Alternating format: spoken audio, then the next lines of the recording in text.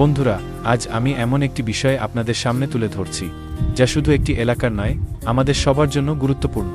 আপনারা ভিডিওতে যে জায়গাটি দেখছেন, এটি একটি খাল, কিন্তু এখানে নির্মাণ কাজ চলতে দেখা যাচ্ছে, যা নিয়ে স্থানীয় মানুষের মধ্যে নানা প্রশ্ন ও উদ্বেগ রয়েছে। খাল কখনোই শুধু একটি জলপথ নয়, এটি বৃষ্টির পানি দ্রুত নিষ্কাশন, পরিবেশের ভারসাম্য রক্ষা এবং মানুষের জীবনযাত্রাকে সহজ রাখতে গুরুত্বপূর্ণ ভূমিকা পালন করে।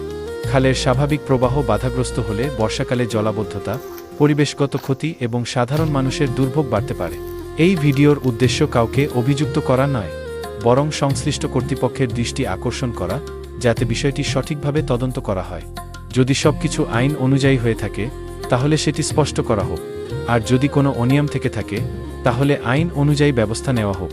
আমরা সবাই চাই উন্নয়ন হোক, কিন্তু সেই উন্নয়ন যেন পরিবেশ ধ্বংস করে না হয় এবং জনস্বার্থের ক্ষতি না করে। আসুন আমরা খাল, নদী ও জলাশয় রক্ষায় সচেতন হই, অন্যদেরও সচেতন করি এবং প্রকৃতি রক্ষায় একসঙ্গে কাজ করি।